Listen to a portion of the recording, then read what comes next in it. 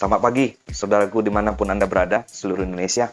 Nah, pagi hari ini kita akan membahas tentang ekonomi global. Nah, saya akan beri topik yang sangat kontroversial ya, bosku. Pertama itu saya akan jelaskan kenapa topik kita ini adalah 2023 adalah kiamat ekonomi. Nah, saya akan jelaskan di sini ada nanti beberapa faktor yang menyebabkan kita perlu persediaan menjelang kiamat ekonomi di tahun 2023, yaitu yang akan kita lewati beberapa bulan lagi menuju akhir tahun untuk menyongsong tahun 2023. Nah, banyak para ekonom termasuk Presiden kita, Bapak Presiden Joko Widodo, sudah memprediksi dan mewanti-wanti kepada kabinetnya dan juga memberitahu kepada warganya untuk lebih hati-hati menyongsong tahun 2023, di mana tahun 2023 ini akan menjadi sebuah runtuhnya ekonomi dunia, bukan saja Indonesia.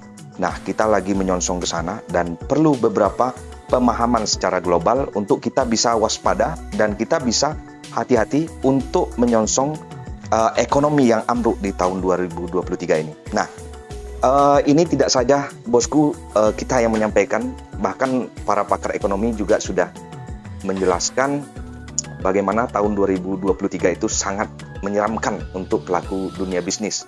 Nah, saya akan di sini akan jelaskan nanti beberapa faktornya. Nah, pertama itu bosku, kenapa ini terjadi? Kenapa dampaknya itu terjadi di tahun 2023 yang akan kita masuki di tahun depan ini? Salah satu penyebabnya itu adalah dampak dari COVID yang kemarin kita lewati. Dampaknya itu akan terasa di tahun ini sebetulnya, dan tahun depan itu lebih parah lagi. Nah, kenapa di pandemi itu akan menciptakan 2 atau 3 tahun setelah itu gangguan ekonomi dunia? Nah, kita akan bahas satu. Nah, salah satunya itu adalah ekonomi di saat pandemi itu shutdown ya, bosku, yaitu semua aktivitas ataupun dunia industri, dunia usaha itu semuanya itu shutdown. Nah, yang menyebabkan ketika ekonomi dunia shutdown itu adalah bukan masalah seberapa banyak uang yang bisa berputar, tetapi ada hal yang lebih parah lagi yang dilakukan oleh otoritas dunia ataupun negara, yaitu ketika perputaran uang itu berkurang, perputaran uang secara ekonomi dunia berkurang. Nah, yang dilakukan oleh pemegang ekonomi dunia seperti Amerika, yaitu melakukan printing money. Nah, ini rentetannya akan terjadi efek di kemudian hari. Nah, ketika pandemi terjadi, COVID-19 terjadi dan masuk ke Indonesia itu sekitar di awal Maret 2020, ini memberikan dampak terhadap perputaran uang di negara kita. Semua pelaku dunia usaha, perputaran uangnya itu jadi menurun. Karena apa? Banyaknya di stopnya beberapa pekerja yang dirumahkan, kemudian daya beli masyarakat turun, dan di saat itu negara harus memikirkan bagaimana dia harus menyelamatkan warganya, ya, berupa bantuan, kemudian ada keringanan-keringanan. Nah, uangnya dari mana? Nah, kita lihat secara global dulu. Amerika itu yang paling getol, yang paling banyak memprinting money, ya, mencetak uang. Nah, apa dampaknya? Ketika suatu negara melakukan printing money ataupun cetak uang, ini akan menyebabkan inflasi. Nah, inflasi itu di mana harga-harga pada naik semua, kemudian perputaran uang di negara tersebut itu jadi banyak, akhirnya menimbulkan efek harga-harga barang jadi naik. Nah, ini efek dari inflasi. Nah, kalau kita lihat sekarang ini, harga-harga pangan termasuk kebutuhan pokok itu sudah naik. Nah, inflasi di sektor pangan itu sudah naik sekitar 5%, saudaraku. Nah, ini harus kita mewanti-wanti apa dampaknya nanti, dan bagaimana pemerintah harus menyikapi ini. Nah, kalau dari sisi pemerintah, tentu pemerintah yang lebih tahu sendiri, cuman kita sebagai masyarakat ataupun warga negara yang bergantung terhadap ekonomi, kita harus mempersiapkan sebelum hal-hal ini terjadi. Kita harus sudah terlebih dahulu memahami dampak dari ekonomi global ini di tahun depan. Nah, yang harus dilakukan pemerintah adalah bagaimana menarik uang dari peredaran. Nah, ketika dia sudah melakukan printing money untuk menyelamatkan ekonomi sesaat dan ada efek yang ditimbulkan setelah itu, yaitu efek dominonya. Nah, yang dilakukan saat ini apa? Yaitu menarik kembali peredaran uang di masyarakat. Nah, ini untuk menyeimbangkan inflasi yang sudah terjadi. Nah, salah satunya apa yang dilakukan oleh negara ataupun dunia? Nah, salah satunya adalah kebijakan menaikkan suku bunga. Nah, kalau naikkan suku bunga perbankan, tentu para pengusaha ataupun kaum-kaum konglomerat itu akan menaruh uangnya itu di bank karena suku bunga dinaikkan, jadi dia lebih safety menaruh uang di bank, sehingga ketika ditaruh uang di bank otomatis uang akan masuk lagi ke bank. Nah, ini akan mengurangi peredaran uang di masyarakat. Nah, itu. Tapi ini akan menimbulkan efek juga berbanding terbalik dengan yang lainnya, yaitu ketika peredaran uang berkurang, kemudian suku bunga itu dinaikkan, tentu kredit juga naik. Ketika suku bunga dinaikkan, kalau bagi yang pengusaha ataupun orang-orang yang ada cicilan di bank, ini akan berdampak. Karena ketika suku bunga dinaikkan, tentu bunga kredit juga akan naik. Tapi dua hal ini akan tetap dilakukan oleh pemerintah. Nah, satu untuk menarik uang dari peredaran, supaya uang-uang itu masuk ke bank, disimpan di sana. Karena adanya dampak suku bunga dinaikkan, orang lebih mengambil jalur yang lebih soft ya untuk sektor ekonominya. Tapi bagi pelaku dunia usaha yang bergantung terhadap pinjaman bank, ini akan menjadi masalah. Kenapa? Karena akan meningkatnya cicilan seperti itu. Nah, kita bahas dulu dari segi tahap pertama itu. Ketika 2023 ini akan datang, sebetulnya masalah itu sudah diciptakan oleh ketika pandemi melanda, yaitu di sekitar awal tahun 2020. Nah, efek yang paling tajam itu di 2023. Nah, pertama saya tadi sudah jelaskan tahap pertamanya itu kenapa? Karena ada pandemi yang melanda bukan saja di Indonesia, tapi secara global, dunia. Bukan Indonesia saja, tapi dunia mengalami bagaimana shutdown semua sektor ekonomi, sektor pemerintahan itu semua amburadul semua, terjadi inflasi. Itu sudah dirasakan oleh beberapa negara di dunia. Nah, kemudian yang memperparah lagi yaitu di tahun 2022 ini, yang membuat hal ini makin parah adalah terjadinya konflik antara Rusia dan Ukraina. Nah, ini tidak bisa dianggap sepele ya, bosku. Karena selain ada Amerika, kemudian ada China ataupun Tiongkok, kemudian ada Rusia sebagai pelaku ekonomi dunia, sebagai polisinya dunia. Nah, ketika Rusia mengintervensi dan berperang dengan Ukraina, dampaknya apa? Dampaknya sangat luas. Kenapa?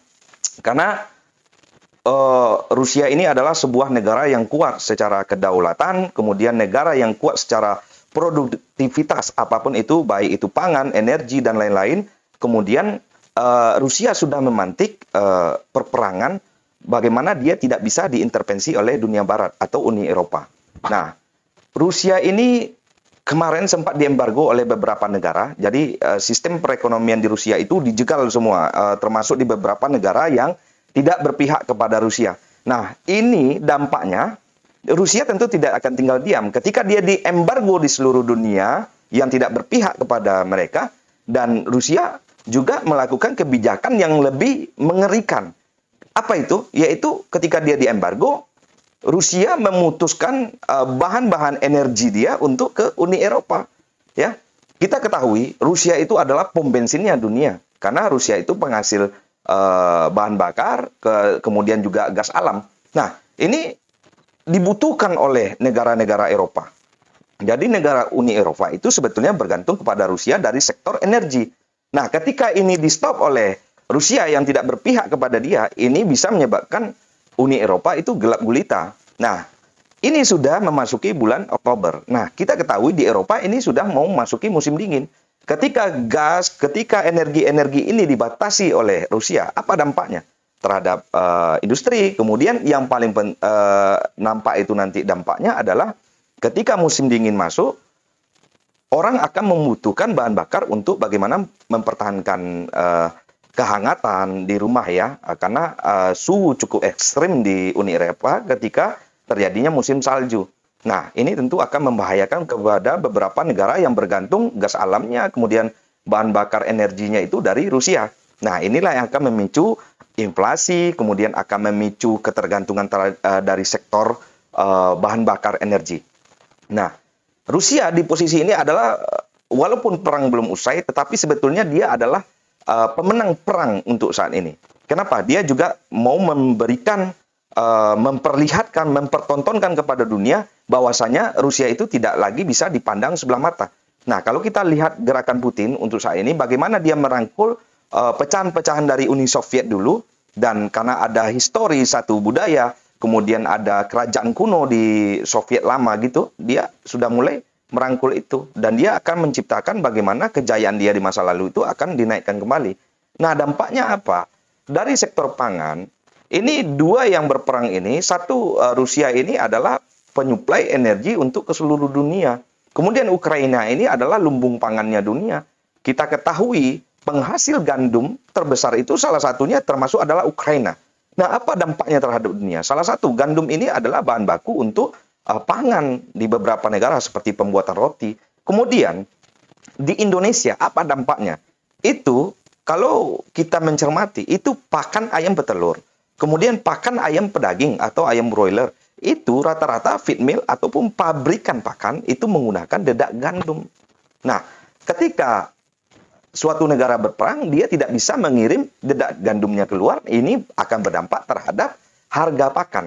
Nah, kita bisa lihat nih, dulu dedak padi ataupun katul di negara kita itu paling di angka 2.000, 2.500, 3.000 paling tinggi.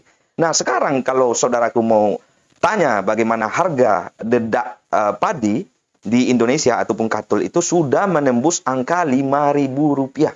Kenapa? Karena dedak gandum tidak masuk lagi dari Ukraina ataupun dari Rusia. Nah, ini sehingga pabrikan pakan berebut mencari dedak padi ataupun katul dari kilang-kilang padi ataupun dari tempat pabrikan pengolahan beras. Seperti itu. Nah, akhirnya karena permintaan tinggi, rumus ekonomi berlaku. Harga dedak melambung tinggi. Nah, ketika dedak melambung tinggi, apa yang terjadi? Pakan ayam menjadi naik. Ketika pakan ayam naik, harga telur pasti naik. Dampaknya apa? Ibu-ibu susah membeli protein hewani secara bisa mencukupi kebutuhan anak-anaknya. Nah, makanya harga telur naik, harga telur mahal. Nggak bisa disalahkan peternak, karena peternak itu bukanlah yayasan sosial yang memberikan secara gratis dengan harga murah. Enggak. Ya, peternak itu juga sebagai pengusaha, kalau harga pakannya tinggi, harga telurnya juga naik, itu fair-fair aja, itu tidak ada masalah. Nah, yang jadi masalah sekarang bagaimana kebijakan pemerintah menyediakan, membantu para pelaku dunia peternakan, pengusaha ayam petelur itu menyediakan sebuah kebijakan yang menyediakan bahan-bahan baku ini bisa didapatkan secara murah. Nah, kalau bahan baku didapatkan secara murah, pastilah harga telur di pasaran itu tidak akan naik. Nah, tidak akan berdampak ke daya belinya masyarakat. Seperti itu. Nah, itu yang perlu kita bahas akibat perang. Nah, perang ini cukup panjang ya, saudara.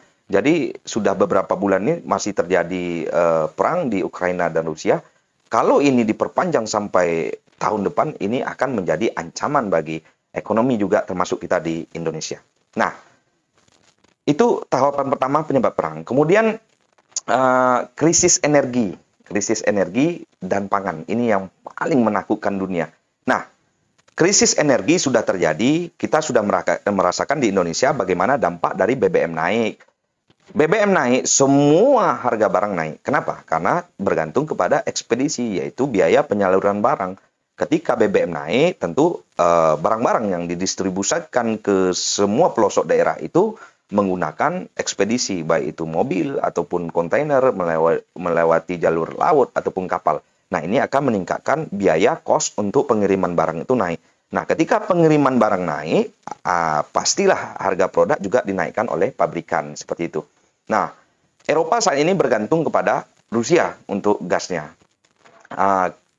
Eropa bergantung kepada Rusia, sedangkan di Asia kita, Asia Tenggara, seperti di Indonesia, ataupun di Filipina, di beberapa negara tetangga kita itu bergantung kepada Tiongkok. Nah, dua hal ini, kedua-duanya ini bisa menjadi peluang Indonesia, bisa menjadikan Indonesia sebagai negara yang maju, melewati kiamat ekonomi tahun 2023 ini. Kalau pemerintah, kalau politik di Indonesia itu bergulir dan berjalan betul-betul memikirkan nasib bangsa untuk melewati periode pesta demokrasi di 2024. Nah, yang sangat mengkhawatirkan kita saat ini adalah ketika kita menyongsong 2023, ekonomi dunia jatuh, ekonomi dunia gelap gulita, sebetulnya ada kabar gembira untuk Indonesia. Kenapa? Karena saat ini kita ketahui penguasa ekonomi dunia itu adalah Tiongkok. Yang kedua adalah Rusia dan Amerika dengan Uni Eropanya. Ya. Dan kalau kita melihat historis, ini Rusia dengan China, itu hubungan kedekatan Indonesia itu sangat bagus sekali dari sektor perdagangan ekonomi dunia. Nah, kalau Indonesia bisa memanfaatkan peluang ini, saudara, ini akan menjadikan Indonesia lebih aman dan lebih cepat pulih dibandingkan negara-negara tetangga kita. Dengan catatan kondisi politik di Indonesia stabil. Dan masalah yang akan kita lewati adalah 2024 kita akan melaksanakan pemilu, pergantian presiden, dan 2023 sudah dimulai kampanye, sudah dimulai kondisi politik yang memanas di tanah air. Nah, inilah yang kita takutkan, di mana politik identitas nanti bagaimana partai-partai juga sudah saling berperang, saling bersikut, kemudian yang berkoalisi menghantam yang oposisi begitu juga sebaliknya. Nah, ini yang kita takutkan, dampaknya apa? Masyarakat kita yang menanggung nanti.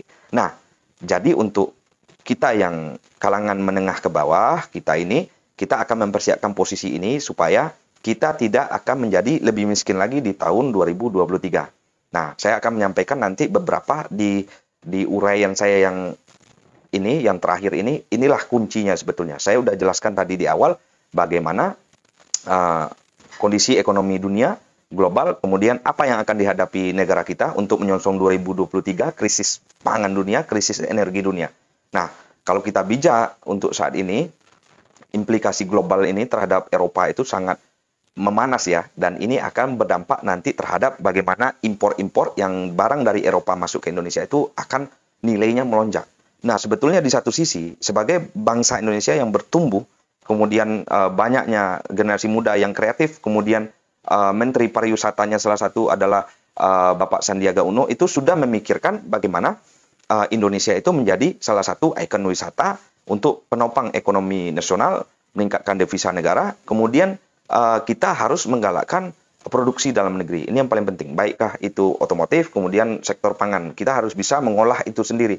Karena yang paling penting ketika ekonomi dunia terganggu, yang paling penting kita adalah mengurangi impor dari luar, bagaimana kita memaksimalkan ekspor ke luar negeri.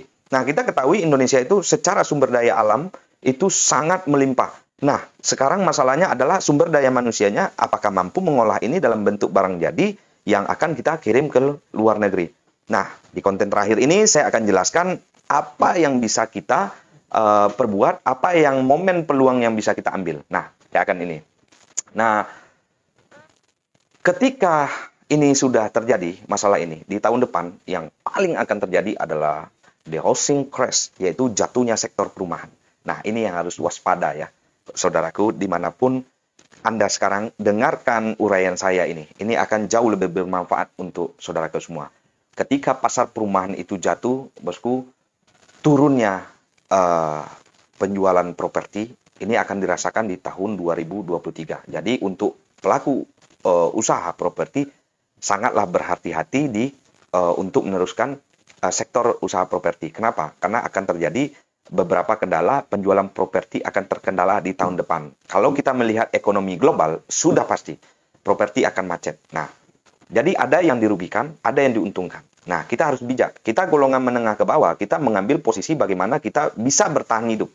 Jangan salah mengambil kebijakan yang akan mempengaruhi kehidupan Anda 2023 sampai selanjutnya.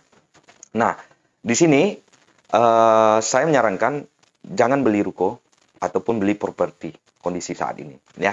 Apalagi dengan kondisi cicilan ataupun hutang, jangan. Kemudian jangan dulu KPR rumah, ya. Kenapa? Yang disarankan saat ini adalah beli lahan atau beli tanah. Karena apa?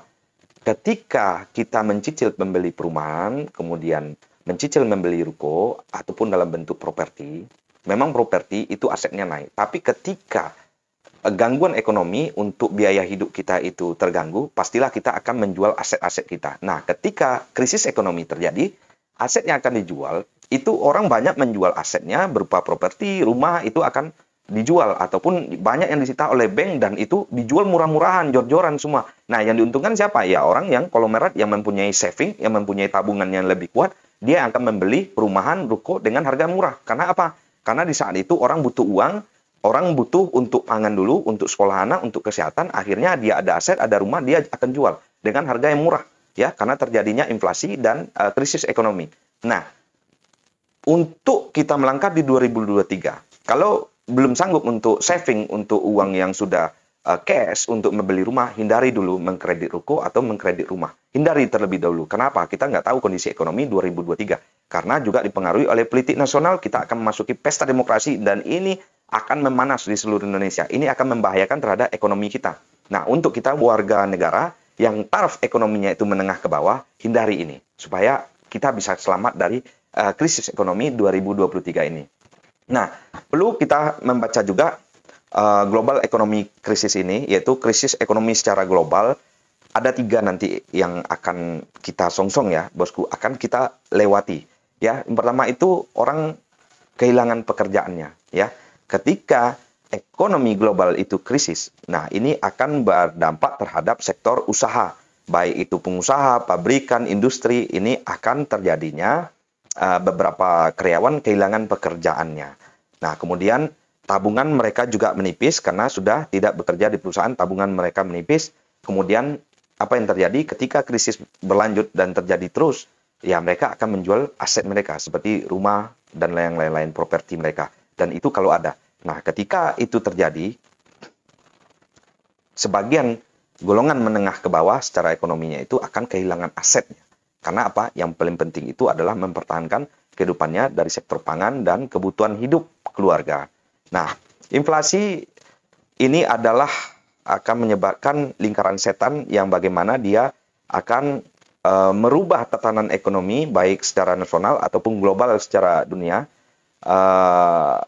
Kalau kita warga dunia secara kolektif, secara bersama-sama, nggak cerdas kita secara finansial menyikapi yang akan terjadi ini, kita kiamat, saudaraku. Jadi ini yang perlu dipersiapkan. Ya, tapi jangan pesimis, kita tetap optimis. Karena apa? Kita tinggal di negara tropis yang lahannya masih terbuka, sumber daya alam masih banyak yang masih bisa kita olah, dan warisan leluhur kita juga masih banyak, sumber daya alam melimpah. Nah, ini kalau kita bisa menyikapi ini, kita akan melewati krisis global ini secara baik dan kita selamat dari krisis 2023 ini.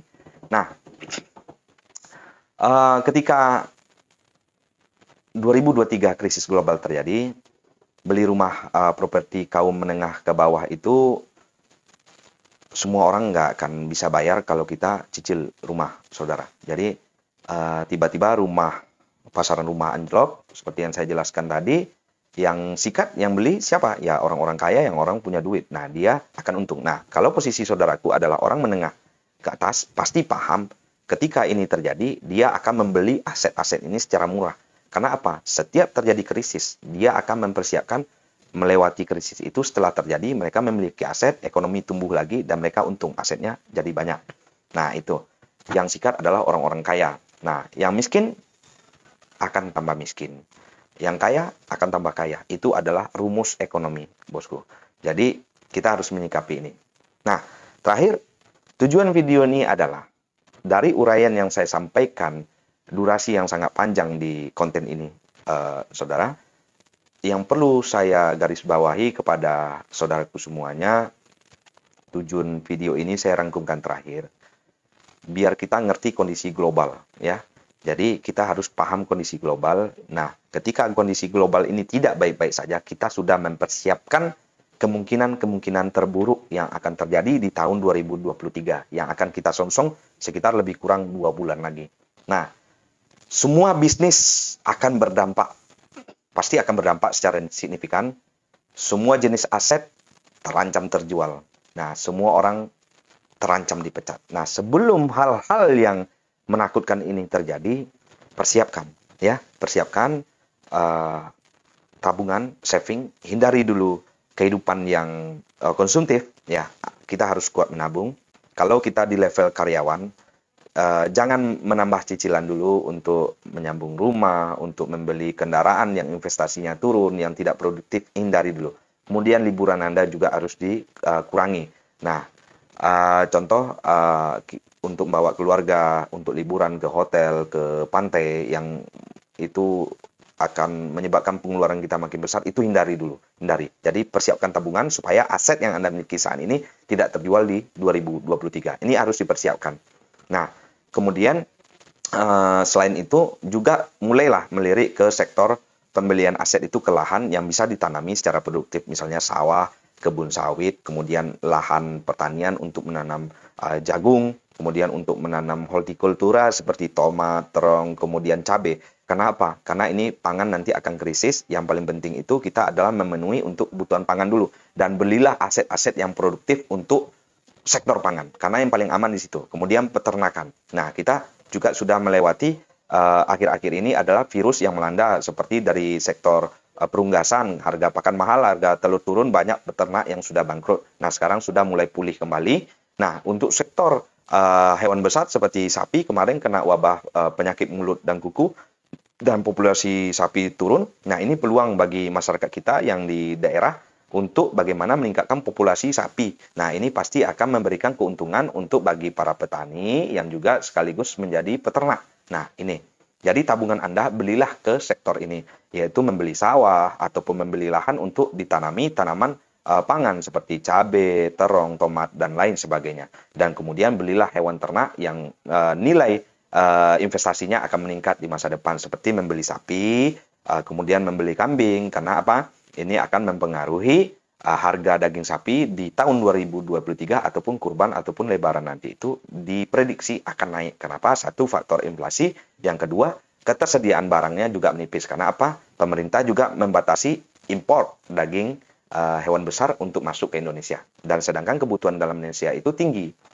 Nah, seperti itu ya, bosku. Nah, itu rangkumannya, persiapan yang akan kita persiapkan menyongsong 2023 ini. Terakhir, saya akan menyampaikan juga posisi Indonesia di mana. Posisi Indonesia negara yang paling cepat pulih dibandingkan negara-negara tetangga kita. Nah, kalau saya melihat dengan potensi Indonesia, sumber daya alam, kemudian UMKM di Indonesia tumbuh, pariwisata Indonesia yang jauh signifikan tumbuh, ini kita akan menjadi negara di kawasan ASEAN ini yang akan lebih cepat pulih dibandingkan negara tetangga. Dengan satu catatan, Anda harus cermat menyikapi tahun politik 2023 dan 2024. Jangan mengikuti politik-politik yang menyebabkan kegaduhan di negara ini, karena apa? Akan menyebabkan bangsa ini akan jatuh lebih dalam lagi. Nah, siapapun yang jadi presiden itu kita tidak bisa tentukan, tapi yang paling penting adalah jangan sampai rusuh sebuah negara, jangan sampai terjadi kegaduhan ataupun separatis di negara ini. Ini yang perlu kita pahami ya, bosku. Nah, 2 bulan, 3 bulan ini lebih baik kita berlatih, bermandi keringat di medan latihan ketimbang kita bermandikan darah di medan pertempuran di tahun 2023-2024 ini.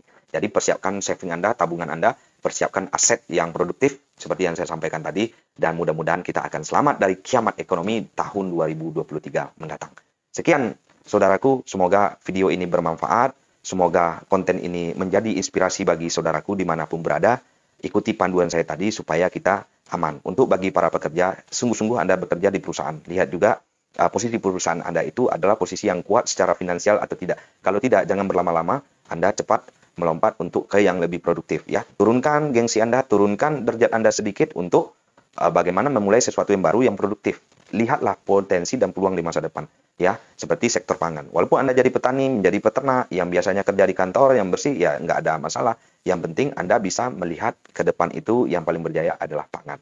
Kenapa? Setelah kita perang teknologi, perang ideologi, kemudian perang biologi kemarin ya, di pandemi COVID-19 kemarin, sekarang kita sudah memasuki perang pangan. Ya, persiapkan sebagai negara agraris, sebagai negara yang iklimnya tropis, sumber daya alam limpah, kita harus menuju ke perang pangan ini mempersiapkan.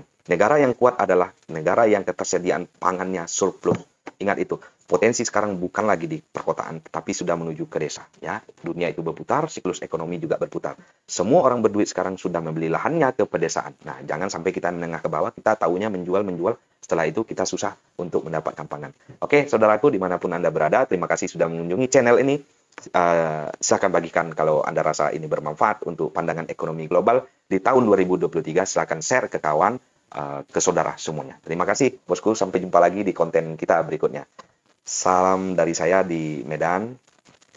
Yang belum subscribe, silakan di subscribe channel ini yang akan mengedukasi terutama di sektor pertanian dan peternakan. Terima kasih, bosku. Selamat pagi.